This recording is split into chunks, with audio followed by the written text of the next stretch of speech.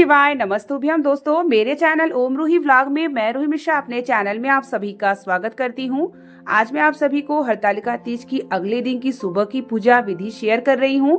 साथ ही जो भी हम कलश रखेंगे, कलश के ऊपर चावल रखेंगे, भगवान शिव का चढ़ा हुआ निर्माण, पार्थिव शिवलिंग, केले का मंडप, फुलेरा, ये सभी सामग्रियों को हम कैसे विसर्जन करेंगे ये भी मैं आप सभी को शेयर करूंगी। इसलिए वीडियो के अंत तक बने रहिएगा। वीडियो को लाइक और कमेंट में हर हर महादेव का नारा जरूर लगाइएगा। और अगर आप चैनल पे पहली बार आए हैं तो चैनल को सब्सक्राइब जरूर कर लीजिएगा, ताकि आपको व्रत, त्योहार, पूजा पाठ से जुड़ी सही जानकारी प्राप्त होती रहे। हरतालिका तीज की अगले दिन की भी सुबह हमें पूजन करना है भगवान शिव और माता पार्वती की। जैसे हम रात्रि की पूजन करेंगे, अगले दिन सुबह आप जितना जल्दी उठ सकते हैं उतना जल्दी उठ के अपने जो भी चौकी आपने रात्रि में पूजा की है उसी चौकी पर आप जो है शिवलिंग या फोटो रख के या जो भी आप रख के पूजन किए हैं वो पूजन कर लीजिएगा। वैसे तो पार्थिव शिवलिंग रात्रि में ही विसर्जन हो जाएगा, लेकिन जो शिवलिंग और फोटो है आप तस्वीर रख के पूजन करेंगे कर लीजिएगा। जल चढ़ा के पीला चंदन, माता पार्वती को सिंदूर, अक्षत, इत्र और भगवान शिव को भोग, माता पार्वती को भोग, दीपक, धूपबत्ती हम जलाएंगे और भगवान शिव के मूल मंत्रों का जाप करेंगे और उसके बाद आरती करेंगे। सुबह की पूजा करने के बाद ही हमें व्रत का पारण देखिए करना चाहिए। ठीक है, आप व्रत सुबह की पूजा आप कर लीजिएगा और मंदिर जा करके आप जो है भगवान जो भी आप रात्रि में माता पार्वती को श्रृंगार का सामान, अन्न का दान, दक्षिणा का दान, फल का दान हमें ब्राह्मण को देना है। तो आप सुबह पूजा घर की कर लीजिए, उसके बाद जल जो है आप ग्रहण कर लीजिए और भगवान शिव माता पार्वती को चढ़ाया हुआ प्रसाद जैसे आपके यहाँ उद्यापन मतलब व्रत का पारण होता है वैसे कर लीजिए। उसके बाद आप जो है अगर आप सुबह मंदिर जाके जल्दी ब्राह्मण को दे पाते हैं तब तक आप जो है अन्न ना खाएं, भोजन ना करें। और अगर आपको ऐसा लगता है कि ब्राह्मण नहीं मिल रहे हैं, देर हो जाएगा, तो आप ऐसे स्थिति में आप जो है व्रत का पारण कर लीजिएगा, क्योंकि इतनी देर तक आप रुकना संभव नहीं है।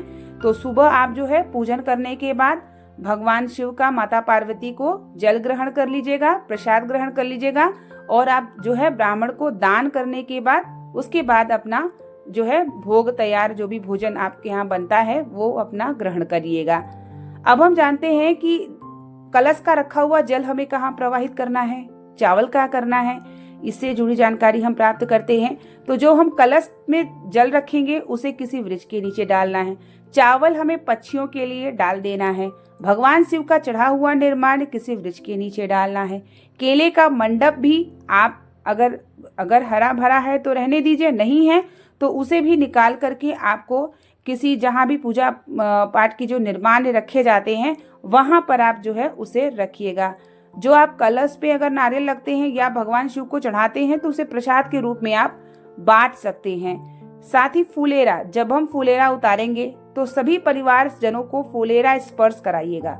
स्पर्श करा के अपने हृदय की कामना बोलिएगा, क्योंकि वो फुलेरा 5 पुत्री भगवान शिव की उत्पन्न है और उनको जब हम निकाल के मतलब विसर्जन करते हैं तो हमें उन्हें स्पर्श करके अपने हृदय की बात को जरूर कहना चाहिए।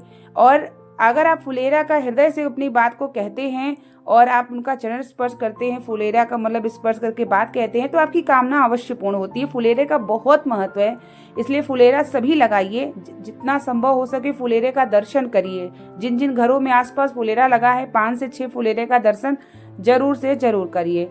उसके बाद फुलेरा का जो है आप किसी वृक्ष के नीचे या कहीं प्रवाहित कर सकते हैं तो कर दीजिए, या पीपल के वृक्ष के नीचे। ऐसी जगह रखिएगा जहाँ निर्माण रखा जाता है, ऐसी जगह ना रखिएगा जहाँ कहीं पैरों से लगे या ऐसा लगे कि आप कोई पैरों हैं।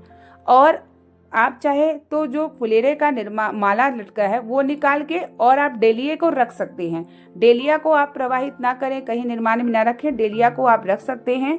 और हाँ, जब आप श्रृंगार का दान करेंगे ना तो आपको लकड़ी या जो बांस की डेलिया होती है उसमें रख के हमें श्रृंगार का दान करना चाहिए। उससे हमारे अखंड सौभाग्य की वृद्धि होती है, क्योंकि बांस कभी समाप्त नहीं होती है। तो इसीलिए बांस की डेलिया में श्रृंगार का सामान आपको दान करना है। तो अगर आपके पास बांस की डेलिया नहीं है तो जो फुलेरा आपने बांस के डेलिया में बनाया उसमें भी रख के आप दान कर सकते हैं। पक्षियों को जो अन्न आप चावल रखेंगे वो डाल दीजिए। और उसके बाद अगर गौ माता मिल जाए ना तो सुबह पूड़ी हलवा आप बनाएंगे तो गौ माता को पूड़ी हलवा भी जरूर खिलाइए और इसी तरीके से सुबह की पूजा। तो उम्मीद करेंगे कि वीडियो आपको अच्छे से समझ में आ गई होगी। बने रहिए मेरे चैनल पे, बहुत सारी जुड़ी जानकारी मैं आप सभी को शेयर करती रहती हूँ। मिलते हैं नेक्स्ट वीडियो के साथ, तब तक के लिए आप लोगों को श्री शिवाय नमस्तुभ्यम। हर हर महादेव।